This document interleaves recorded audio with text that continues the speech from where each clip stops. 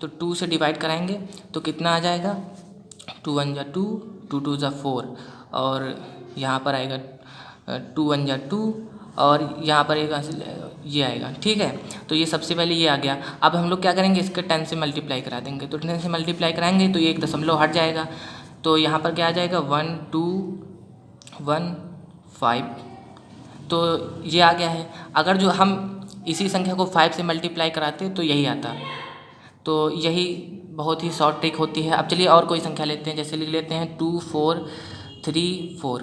तो अब ये आ गया है, अब 4 अंकों की संख्या आ गई है। तो सबसे पहले क्या करेंगे, इसको भी 2 से डिवाइड कराएंगे।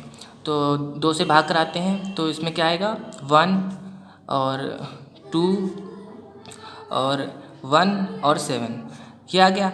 अब उसके बाद इसमें 10 से मल्टीप्लाई करा दीजिए। तो 10 से मल्टीप्लाई कराएंगे तो क्या आ जाएगा 1 2 1 7 0। ठीक है, तो ये आ गया। इसी तरह और भी संख्याएं होती हैं, उनका भी ऐसे ही करा लेंगे। तो यहाँ पर ये शॉर्ट ट्रिक बहुत ही यूज़फुल है और अपना आप समय भी बचा सकते हैं। अगर जो आपको ये सब पता हुआ है कि आपका भाग कराने पर क्या आता है, तो आपको ये सब दिमाग में करना चाहिए। देखिए, दिमाग में आप जो करेंगे वो ज़्यादा इम्पॉर्टेंट है, और ज़रूरी नहीं है कि आप कॉपी पे ऐसे लगाएं। आप दिमाग का यूज़ कीजिए, क्योंकि अगर जो आप दिमाग का यूज़ करेंगे तो इसका फ़ायदा दूसरे सब्जेक्ट में भी मिल सकता है और आपका दिमाग और तेज़ हो जाएगा। ज़्यादातर कैलकुलेशन आप अपने मन में ही करें तो ज़्यादा बेहतर है। तो उम्मीद है आपको ये सब समझ में आ रहा होगा, और अगर जो आपको कुछ डाउट्स हैं तो आप हमें कमेंट में बता सकते हैं। और उसके बाद हम लोग आते हैं 25 पे। तो 25 आता है, तो हम लोग जैसे 25 लिखा हुआ है, तो इसका 8 से मल्टीप्लाई कराएंगे तो कितना आएगा,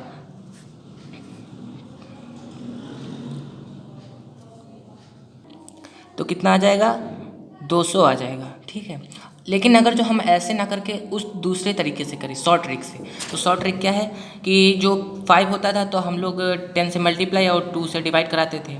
ठीक है, लेकिन यहाँ पर क्या होगा कि हम लोग 8 जो दिया हुआ था उसको ऐसे ले लेंगे, उसको 4 से डिवाइड कराएंगे तो कितना आ जाएगा 2, और उसके बाद उसको 100 से गुणा करा देंगे तो कितना आ जाएगा 200। तो देखा आपने, इतना सरल है। उसके बाद चलिए और कोई संख्या ले लेते हैं, जैसे कि 25 इंटू 16 ले लेते हैं। ठीक है, तो ये 2 अंकों की संख्या है। उसके बाद 2 अंकों की संख्या हो गई, तो अब इसके बाद इसको आपको गुणा पता नहीं है। ठीक है, तो गुणा नहीं पता है तो आप क्या करेंगे, सबसे पहले 4 से इसको डिवाइड कराएंगे और 100 से मल्टीप्लाई करा देंगे तो कितना आएगा 4, और इसका आप मल्टीप्लाई कराएंगे कितना आ जाएगा, सिंपल, इतना सरल है। ठीक है, आपको ये आ गया। उसके बाद अगर जो आपको और बड़ी संख्या दे दे, जैसे कि 3 अंकों की संख्या दे देता है, तो हम मान लेते हैं 3 2 4। ठीक है, तो हम लोगों ने ये संख्या मान ली। उसके बाद अब क्या करेंगे, सबसे पहले इसको 4 से डिवाइड कराएंगे और 100 से मल्टीप्लाई कराएंगे। ठीक है, तो यहाँ पर काटेंगे तो 4 वाटी 32, 4 एकम 4। ठीक है, ये आ गया। तो अब हमको 81 इंटू 100 का गुणा कराना है तो कितना आ जाएगा 8100। ठीक है, इतना सरल था। उसके बाद अब थोड़ी और बड़ी संख्या लेते हैं, 4 अंकों की संख्या ले लेते हैं। तो जैसे हम लोग मान लेते हैं 4 5 3 2। ठीक है, अब इसको क्या करना है, इसको भी 4 से डिवाइड कराना है और 100 से गुणा कराना है। तो सबसे पहले क्या करेंगे, 4 1 जा 4, 4 एकम 4, और फिर 4 एकम 4 जाएगा, फिर यहाँ पर जाएगा 4 ते 12 और फिर 4 ते 12, तो कितना आया 11 33। अब 11 33 का गुणा कराना है 100 से, तो ये आ गया। तो आप लोग समझ रहे होंगे कि कितना सरल है। आप लोग इतना दिमाग लगाने की ज़रूरत नहीं है कि हम लोग 25 का गुणा 4532 से करें तो कितना है। तो इसमें दिमाग लगाने वाली बात ये होती है कि कॉन्सेप्ट आपका क्लियर होना चाहिए। अगर जो आप ये धीरे धीरे प्रैक्टिस करते रहेंगे तो आपको आता रहेगा। और जहाँ तक बात ये है कि अगर जो आपका कैलकुलेशन थोड़ा वीक है तो आप क्या कर सकते हैं कि अपने कॉपी पे, रजिस्टर पे 4 अंकों की संख्या, 5 अंकों की संख्या, उनको रोज़ लिखिए, उनको रोज़ घटाइए, जोड़िए और अपने दिमाग में करने की कोशिश करिए। इससे ज़्यादा आपका कॉन्सेंट्रेट बढ़ेगा, क्योंकि अब जो एग्ज़ाम में जाते हैं तो वहाँ पर आपको जो बचपन से किया है वो याद रहता है, शॉर्ट ट्रिक भूल जाते हैं। तो बात यही होती है कि जो हम लोग रोज़ करते हैं वही याद होता है। तो इसीलिए आपको रोज़ प्रैक्टिस करनी पड़ेगी, लगभग 1-2 महीने तो प्रैक्टिस करनी पड़ेगी, तब तो आपका जो माइंड में जो कैलकुलेशन है वो तेज़ हो जाएगा। तो चलिए दोस्तों, अब हम लोग आते हैं 125 पर।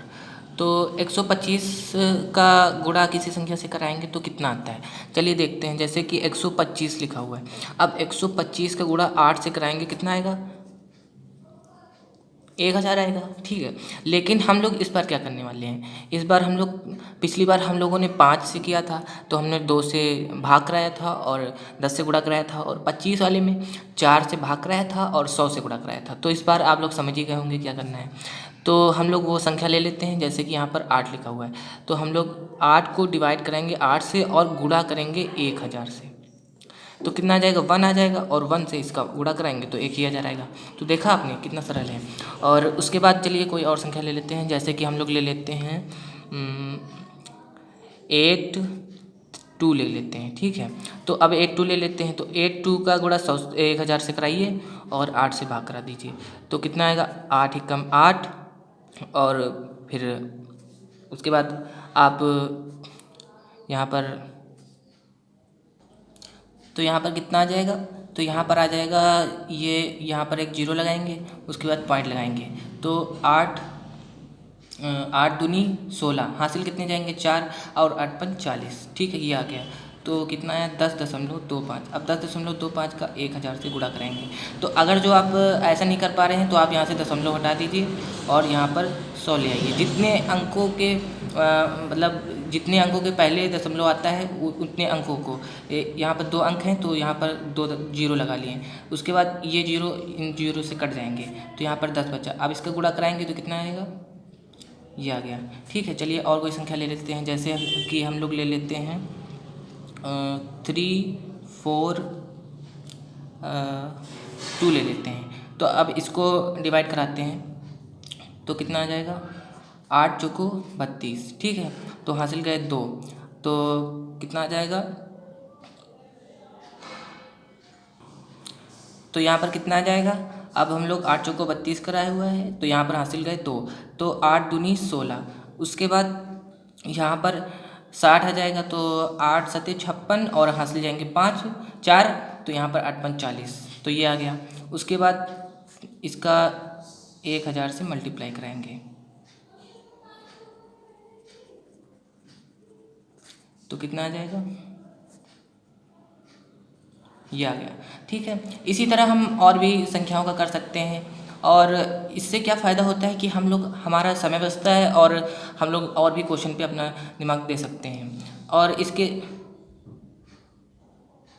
इसके अलावा आपको कुछ हम लोग क्यूब स्क्वायर बताते हैं पाइथागोरस वाले, तो वो याद कर लीजिए, तो वो भी आपको फ़ायदे करेंगे।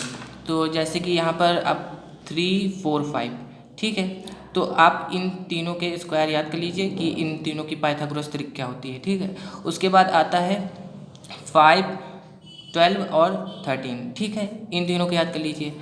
उसके बाद आएगा 7 24 और 25, ठीक है, तो ये हो गए। उसके बाद आता है 8 15 और 17, और आएंगे 9 40 और 41, इनको याद करने से आपको फ़ायदा ही रहेगा। और 11 60 और 61, ये हो गए।